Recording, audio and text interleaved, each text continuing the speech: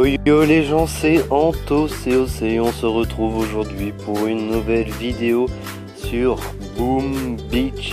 Et oui, aujourd'hui on se retrouve pour mes attaques, en particulier sur le Docteur Terreur, mais également en mode multijoueur. Alors comment bien utiliser sa canonnière lorsqu'on attaque en multijoueur? Alors c'est parti, je vous montre mes replays d'attaque. Donc ici j'attaque en Zuka gros bras. Alors principalement il faut détruire le lance-roquette et les super canons qui vont vraiment nuire au gros bras et au Zuka. Les super canons qui vont détruire les gros bras en un ou deux coups. Et après le lance-roquette qui est vraiment comme ça anecdotique, mais qui est vraiment très puissant. Alors j'ai détruit les deux super canons, plus le lance-roquette, je déploie mes troupes. J'envoie tout de suite un fumigène en bas à droite, vraiment pour passer derrière, pour vraiment éliminer le plus vite possible des bâtiments et surtout éviter d'aller dans cette zone là. Donc voilà, là mes cas partent un petit peu trop à gauche, du coup je décide de recentrer le tout, petit lapsus. J'ai mis une fumigène pour éviter que mes Zuka se fassent déglinguer. Donc pour l'instant tout va bien, tout se passe à merveille.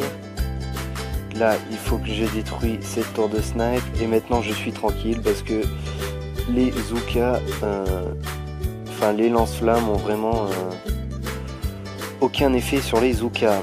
Donc voilà pour cette première attaque en multijoueur. Donc surtout quand vous attaquez en multijoueur, vous pouvez les 3/4 du temps contourner le village. Je vais même vous montrer par la suite que c'est vraiment facile à faire. Donc là un super canon qui était en construction, en amélioration. Du coup je me suis dit s'il faut que je l'attaque, celui-là c'est maintenant, parce que ça me fait des points de canonnière que j'utilise en moins. Donc ça fait un bâtiment défensif en moins à détruire.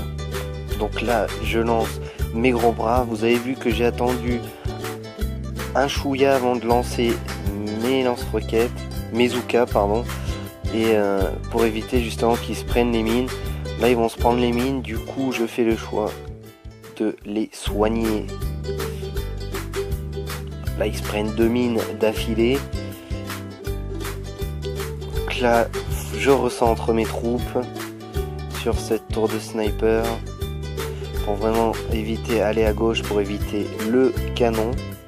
Donc là je mets un petit soin pour éviter que ce petit Zuka meure et ça soigne en même temps un petit peu mes gros bras. Donc vraiment tout se passe à merveille ici. J'ai un petit Zuka ici qui va chercher des points de canonnière.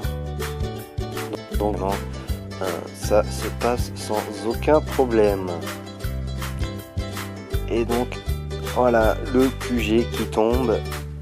Maintenant nous allons passer à ma troisième attaque en multijoueur sur Brig 1979. C'est parti. Alors là vous allez voir que ce genre de base n'est pas toujours facile à attaquer. Ce qu'il faut faire c'est faire une brèche. J'ai décidé d'attaquer du côté gauche. Pourquoi? Parce que il y avait un mortier en moins. Là on voit bien les 2 mortiers de ce côté. On voit bien aussi les lance-flammes qui sont bien là. Il y en avait un à gauche aussi.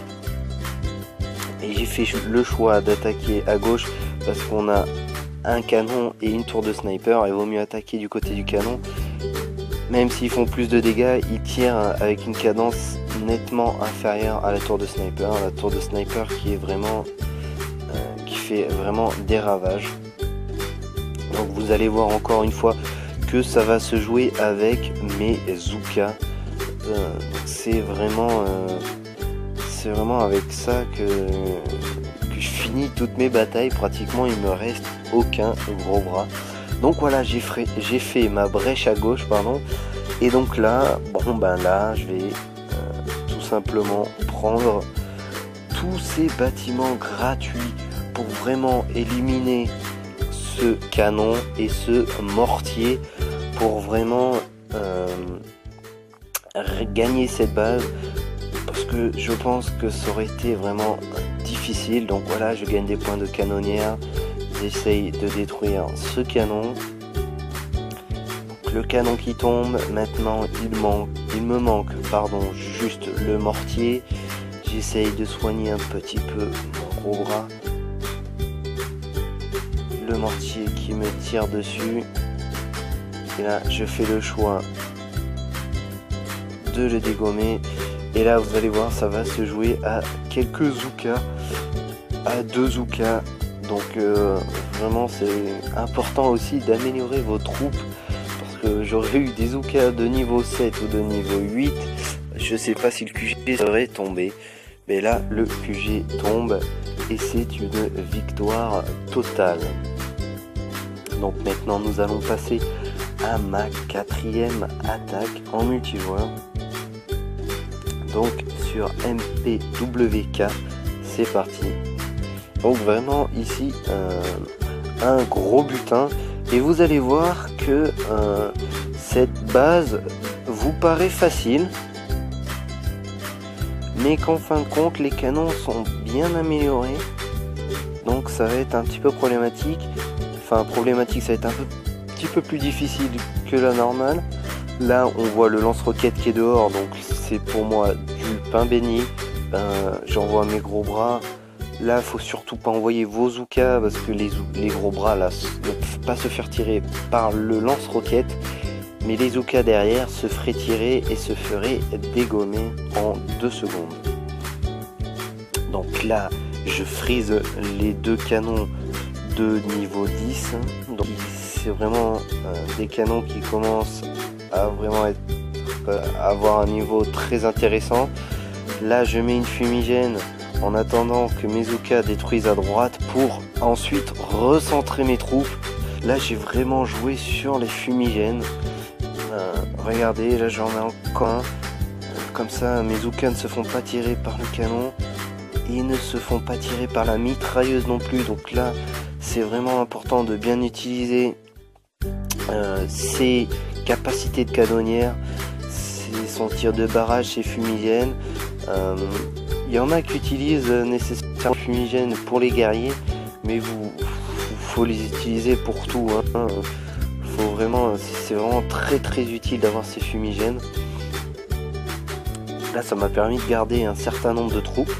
Donc là, pareil, je vois que mes troupes, mes gros bras sont presque tombés. Du coup, je mets un petit fumigène.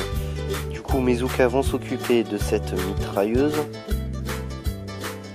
Donc vous voyez à gauche que j'ai encore 2 petits Zooka qui tirent. Enfin, j'ai 2 petits Zooka qui tirent sur le bébé.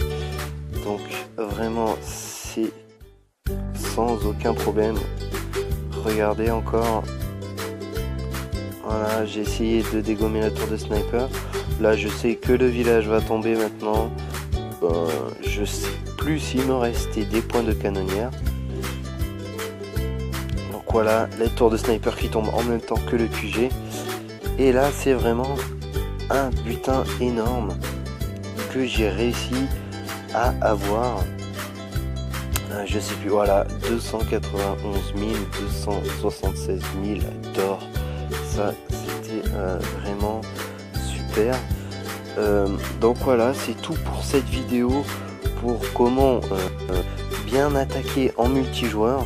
Si vous avez aimé, n'hésitez pas à liker la vidéo, à mettre un petit pouce vert et surtout n'hésitez pas à vous abonner en dessous de la vidéo. Allez, ciao, à plus les boomers.